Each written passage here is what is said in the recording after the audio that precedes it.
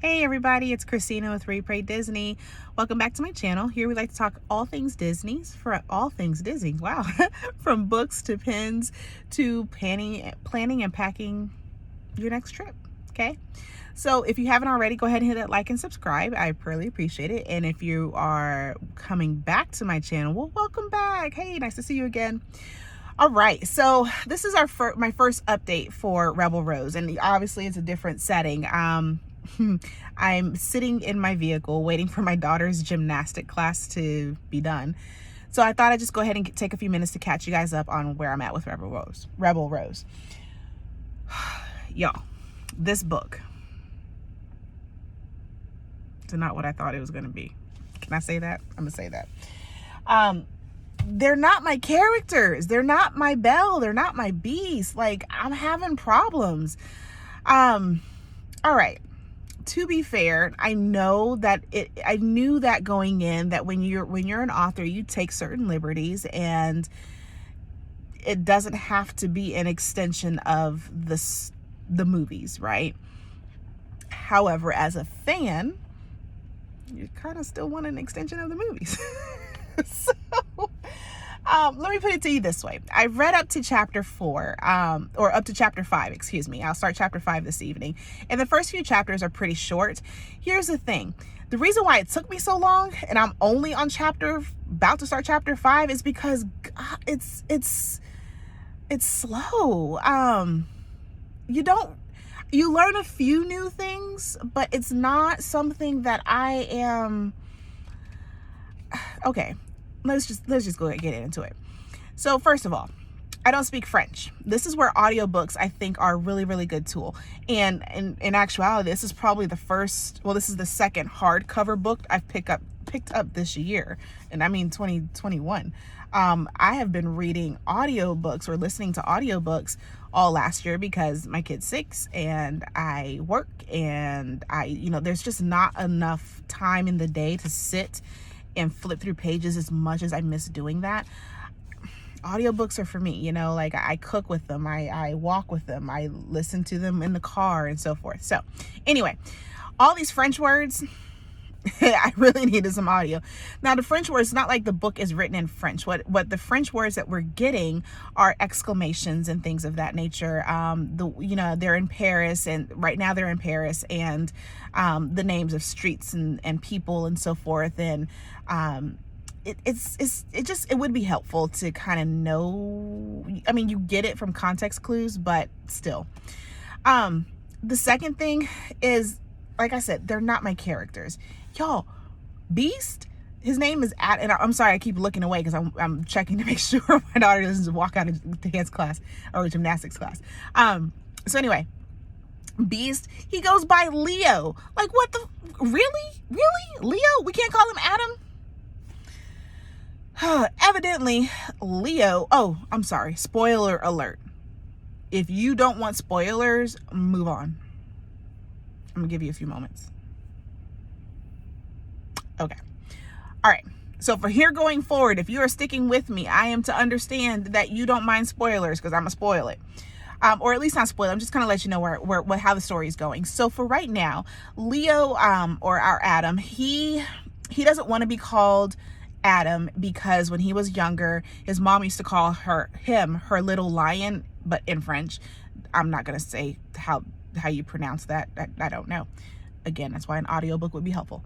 But so he wants to go by Leo. He doesn't want to go by his Christian name, which would be Adam, that his father gave him. Okay. So this book takes place not 10 years, excuse me. This book takes place a few months after the curse is broken and they've gotten married and Belle's moved into the castle. And you would think that, okay, she's moved in, everything's good. But homegirl's got some issues. Like, and I love Belle. I really, really do. But maybe it'll get better. It will get better, right? It's going to get better. I don't like her right now. Like, she's too, I'm such a provincial, I'm a commoner and I don't know this royalty stuff and I don't want to take the name. And you're like, excuse my French, but please, come on. You worked hard with your chickens and your pigs and Gaston and your Hard Knocks life. Girl, step up and be like, yes, I'm Princess Belle. Let me, and it doesn't take away from who you are on the inside. But she's really struggling, and I'm struggling with why you struggling, but whatever. She's really struggling with this idea. So this all falls in line with the, okay, see, this is where I don't know my history. I'm going to say French Revolution, but it's not the French Revolution. I think it's the Civil War. It's a French Civil War, which wouldn't it be a revolution? Anyway, so King Louis is in power, and Marie Antoinette is with him. And they go to France because since Leo is now, the curse is broken, he's in human form. The whole time that he was, the 10 years that he was under the curse, everybody forgot about him, right? No one, just everybody forgot about the Principality Avion, which is where they're at, where the castle is and so forth. No one remembered.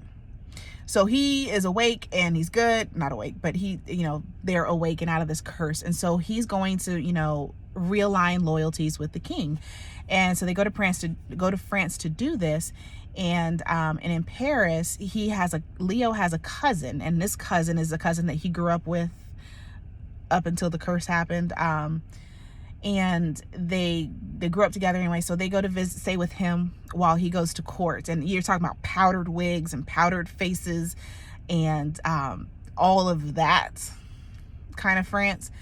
So Leo has to get all dolled up, and Belle she's like, I don't want to go to court because I'm not comfortable there. And so she chooses to put on her blue dress and walk around Paris. I'm like, you in Paris, dude. I'm sorry. Like, I know you're smart and you're strong and you're beautiful, but damn, you're stupid. Like, get over this. Whatever. I hope this gets better. Anyway, so she goes to walk around and she gets kind of caught up in the crowd of the revolutionaries. They're called the Third Estate. And these are just commoners that want equal rights. So you kind of see where this is going. They're all fighting for equal rights. And Leo, he went to the king, and King's like, I need money because, he had sent soldiers and money over to support the American Revolution. And now France is hurting because Marie Antoinette and him, they don't know how not to spend money, how not to party. So, the coffers are empty, and he wants, King Louis could care less if Leo is alive, awake, or whatever. He just needs money. And he needs some allegiance. He needs some people. And, Leo comes back to his cousin's house and he's like, Belle, I don't know what I'm going to do. And she's like, no, but you can't send people, our people, they're good people. And he's like, yeah, I know. And the cousin is like, hey, let's party. Yeah.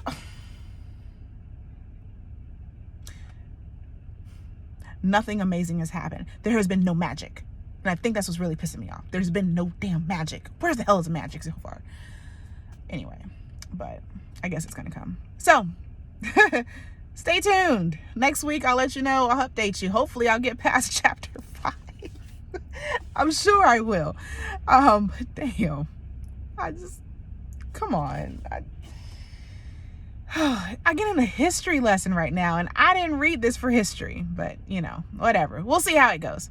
But, if you will, go ahead and hit that like and subscribe and come back and see me again, guys. Talk to you later. Bye.